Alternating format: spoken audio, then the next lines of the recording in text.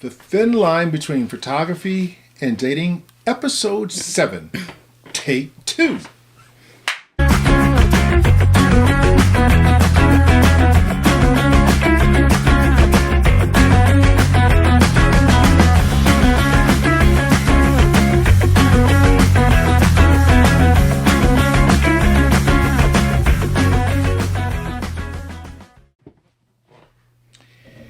All right, introduce yourself, young lady. You're a little tired today, huh? We had a long day today, but I think we got this today. Usually we can't do anything after 12 o'clock because we get miserable when we fight each other, right?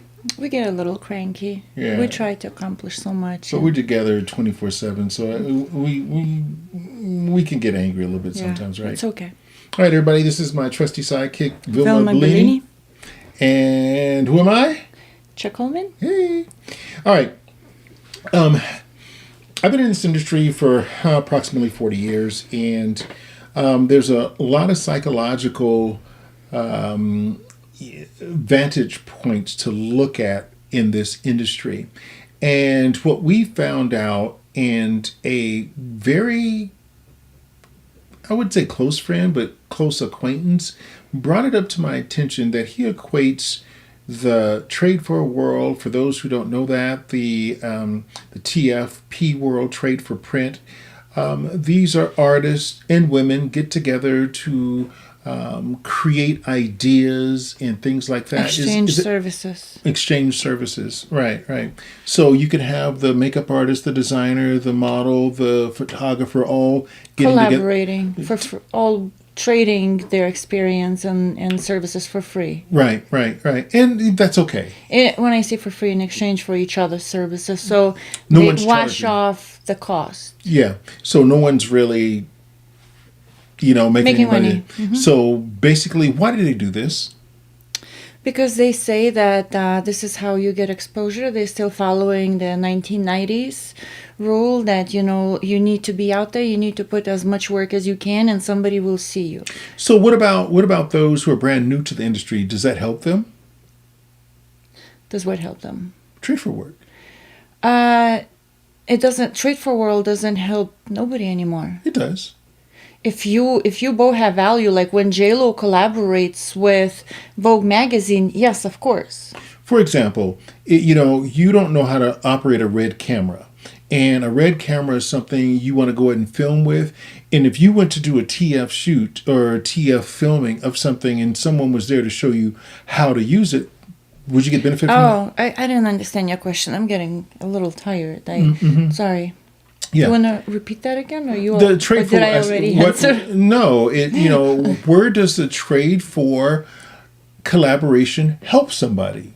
It's good when someone's new and when somebody is new and they come with somebody with value. For example, when a new model comes to you, for her to trade services with you would be very beneficial because who?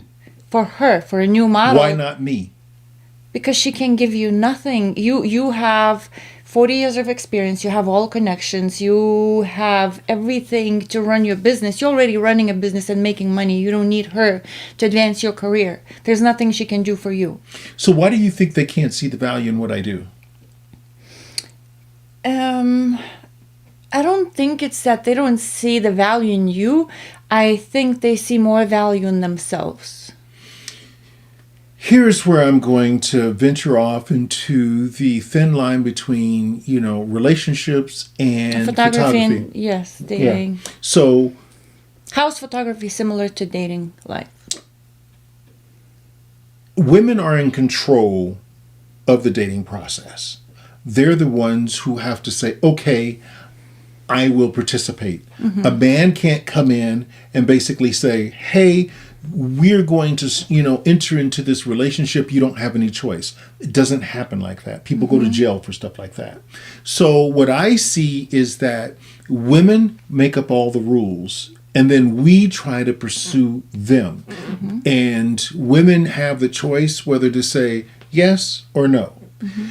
And what I think what a lot of women do is that they really don't understand who they really are, what their value really is, and how to sell that value. Mm-hmm. And I think it's the same thing in photography. Models don't understand how to sell their value and what they're worth. So those two things that they use in the private world of dating is the same thing they use towards photographers. So this is why I say it's a thin line between dating and photography, because that process and concept that most women use is that concept. For example, women don't ask men to date. They wait for them to ask them. And the same with photography. And they get ready. It's like going on a date. You know, the photographer reached out. Oh my goodness. Okay, we're going to do the shoot tomorrow. So I have to get my hair, my lashes done. I need to hire a makeup artist.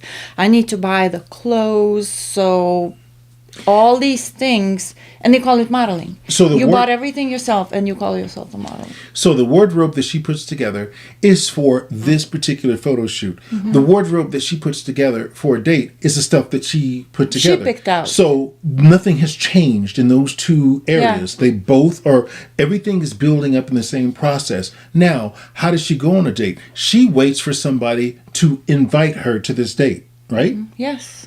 So in the photography world, she's brought this concept over into the photography world as well. Yep. She's basically saying, hey, I'm going to say hello to this photographer, but I'm not going to ask him. I'm going to like his image, but I'm not going to ask him, to shoot me. Because I need him to come and approach me, right? Mm-hmm. That's the same way in the dating world. You know what I call this? A new way of cheating.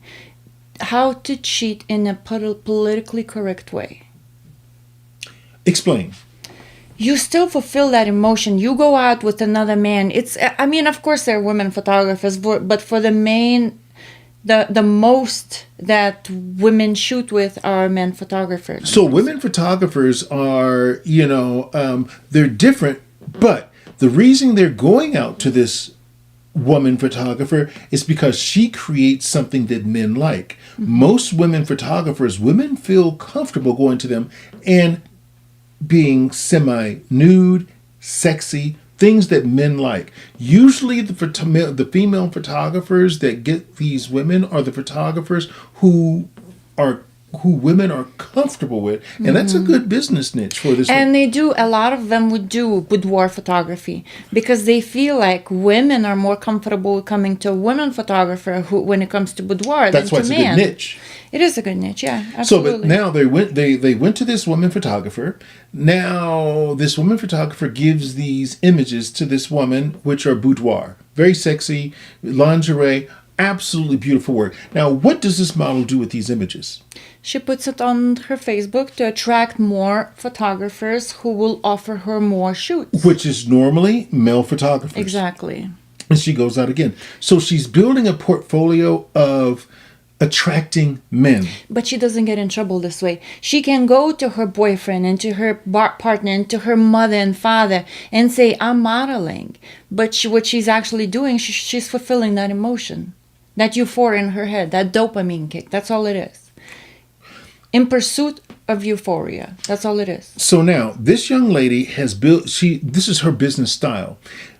I don't deal with that. The reason I only deal with women 35 and above, because they're not seriously, of course they love to feel beautiful. Of course, some of them might be dating. But most of these women, they're doing it because the world has forgotten them, and they just want to have fun. They'll get their girlfriends together, drink a little wine, eat some cheese, laugh, have fun, fight over shoes jokingly, and feel like a princess for the day. Mm-hmm. That's my crowd. I like them because, now let's get back to the teens to probably 32-ish. Mm-hmm. These women everything that they do is to attract men. But when you go to them and you tell them, hey, what you have in your portfolio is only attracting vultures. And she cuts me off, says, I'm empowered. This is all about women's empowerment. And don't you be a bully and you tell me that I'm doing something wrong, because this is my body. I do whatever the freak I want to do with it. And everybody stands back. Mm-hmm. They be quiet. And they allow her to go. They don't want to offend them. Yeah. Right. So, now we have this woman In reality, she's building this portfolio to attract men. Male photographers, men, they're both the same. This is what she's doing. But then she comes to me and she's like, well, I'm a model. All of a sudden, on this day, her and I speaking, all of a sudden, all of that stuff she was doing in the past no longer exists, and she wants to utilize her title that she's giving her to come to me and say, I need to get paid. And when I say you need to pay me, she says this: I have never paid a photographer before in my life. You are a scam. Good for you. But keep going. But keep going in that I vein. want to dig deeper. I want to dig deeper into this. Okay. Here's why. She's saying that I'm a scam because I'm not buying her narrative that she's actually lying to me and the rest of the world about. She's actually doing it to catch men. She's not modeling. But then all of a sudden she writes that title model on there. Then she comes over to me and she wants to be a model. And if I say, no, you don't have anything that I need because you're running around here attracting thirsty men, and you have a portfolio full of thirsty men, and I'm over here trying to do women's empowerment. And self-proclaimed model to who? For who?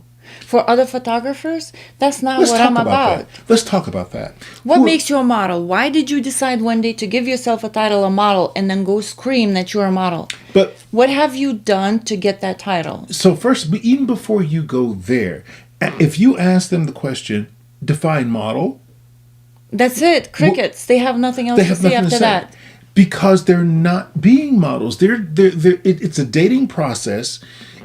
When I say dating process, it's a courting process. If you're over 50, I believe, that courting, it's a process that they're utilizing to attract men.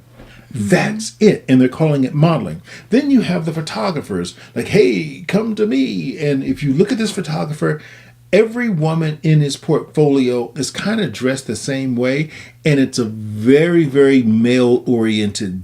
Same style. Your mom wouldn't like it. The grandmother wouldn't like it. A business wouldn't like it. Nobody would like it. But this whole conversation that this group of people over here are having with being a model, the photographers are talking about, they're shooting models.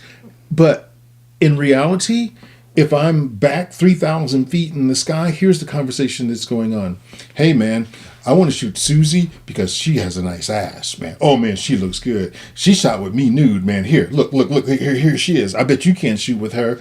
It's all a competition thing for men, and every woman in there is someone that he would like to date. I don't care if the man is married or not. We're animals. We're mammals. Sex is always on the brain. It doesn't have to be physical. It can be emotional. The drive, the pursuit of it is very addictive to a lot of people, Yes. So here, we have this group of people over here doing all these modeling things. Women inflate their value when, they try to get the best man, they try to get the best photographer.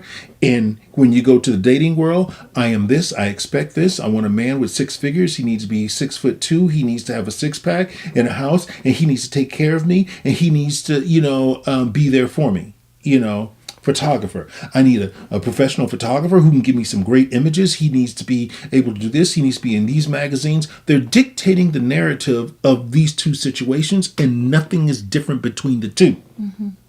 Absolutely nothing. So I'm here to strike. And they have nothing to offer in either. Why? What do you mean when you say nothing to offer? What should a model offer? A model should offer, for example, what is modeling nowadays? So modeling is you have to be able to have an influence on something. I am seriously so spaced out. I can't even think. A model is a coat hanger for someone else's product. Your portfolio can't be filled with things that you want. If you no, but explain what a model is beyond a model is a coat hanger for someone else's product. A model is there to take someone's clothes, someone's Campbell soup can, someone's makeup product, earrings, glasses, whatever the case is, and she needs to go out there and present that to someone who's going to purchase it. And it's not always pretty. It is not. It doesn't always look good. Sometimes it's the clothing, the makeup, the wardrobe looks ugly, and you don't feel pretty at all. So when you say it doesn't look pretty, are you saying that because there might be a product that a designer or a product that they have doesn't look good, but you have to go out there and present that with a smile anyway? Exactly. The product might look good, but how they want you to show off that product might make you feel silly. Your low self-esteem might get in the way. For example, like Marilyn Monroe and her famous potato sack photo shoot. Mm-hmm. If there was no Marilyn Monroe and you would pull out potato sack and give it to one of the models before this potato sack was famous, right? Mm-hmm. A lot of them would say, no. They would be too embarrassed to put it on.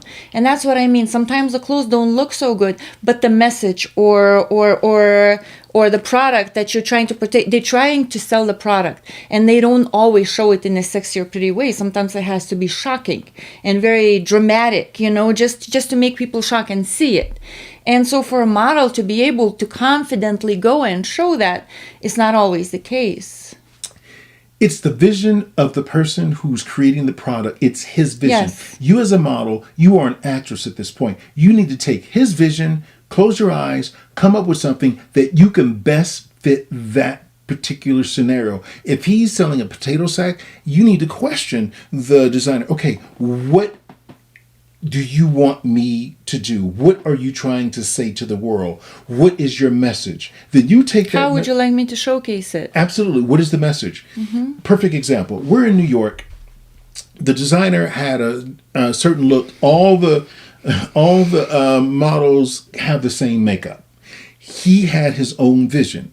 He's rows and rows and rows of makeup artists, and all of them are following the rules and putting out the vision of this designer that he's thought about for years, and he wants to present this. So now you have this group of 5 girls. They're sitting there giggling and whispering to each other, "This is hideous, man. They don't know what they're doing with the makeup. I can do better myself. I need to go and fix it in the bathroom." So what they did, these 5 girls went to the bathroom, wiped the makeup off, and fixed it how they wanted it. They thought they did it better. And they're walking out there giggling and looking at the rest of the women as if, you silly. You guys are silly. Look at mine. The designer reamed them a new asshole and told them to take that shit off the clothes and get out of his event. Mm-hmm.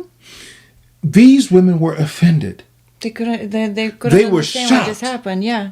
Because they have thought all of their lives that the whole modeling thing was based around them. All these men that they went to have made them feel as if modeling was, these women were somehow special.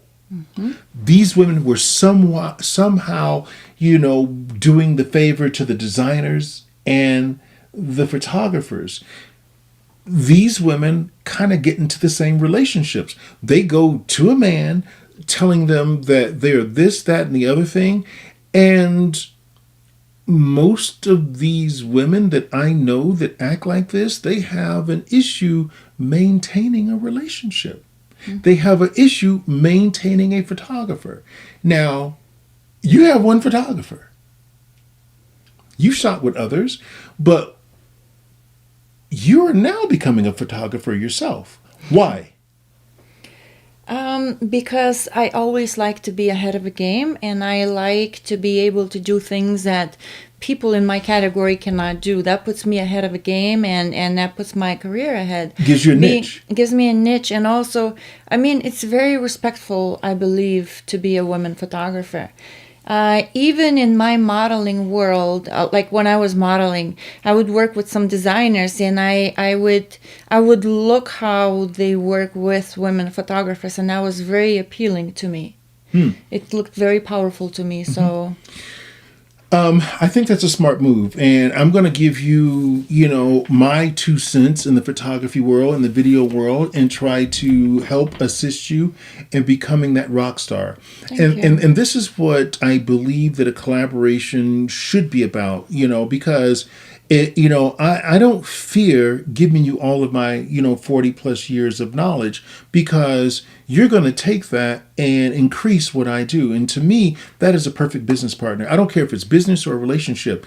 Two people should come together and try to build up the next person, because two people building up each other, you're going up. Mm-hmm. And we live in a world here where people try to, do everything by themselves. We do a lot. We travel around the world. Mm-hmm. And I would think that someone would come up to us, and they do, but, not as often as I thought, mm-hmm. would come up to us and say, oh my goodness, man, what you're doing is a dream. I hear that all over the world. You guys are living a dream life. But there's something about human beings that will not come to us and say, can you help me? I want that dream. We have a problem doing that. And so back to the thin line, and I'm going to close it with this. If you look at the modeling world, you see the dating world. People try to hide who they really are in the dating world. Mm-hmm. But photography is a huge microscope and a shining light on how people date. Yep. If you look at how they run their modeling world, you will understand what they're looking for without you even asking them. And we're shining the light. And we're shining the light on that. So, hey, my trusty sidekick, and this girl will take a bullet for me. I think she will. I would too if I was fast enough to get in front of it. I love you. You know what, guys? Thanks a lot. Hey, what are you wearing? I'm wearing Chuck Holman Creation. Team gear, our V-word team gear. Time for your commercial sponsor, your sponsor's break here. Basically what we do also is you have to be very diversified in this world. You have to find new ways to market. Marketing is all about making someone stop from turning the page. If you can make an individual stop from turning the page in this industry, I don't care what you're doing, you get attention. That's what marketing is about. You cannot have fear to stand out. This young lady sitting to my left here, your right, she has no fear in grabbing attention. 99.9% of the girls in the industry that we talk to, they fear getting attention. Why? Because they're more interested in the dating process than they are the business marketing process. She puts leggings on with her face. You know what she gets from most women? That's narcissistic. That's stupid. That's dumb. I would never do that. If her face, the model's face, was on a billboard, that's not. But if they put it on their leg, that is. I don't understand the mathematical equation and how they're coming up with that. But the thing is that you have to market. This right here, that's a scan code. She gets noticed. Someone is going to come to her and they're going to ask, I don't care if you're at a dental office. I don't care if you're selling hot dogs or a snow cone stand. A popsicle stand. That's an inside joke. We'll tell you guys about that later. People are going to stop you, and when you have something like that and you show this, they scan it and get your information. This is something you have to do in today's world, is find a way to utilize your skills to be able to stand out from the rest. My name is Chuck. This is my trusty sidekick, Vilma. Later. Bye. Animals.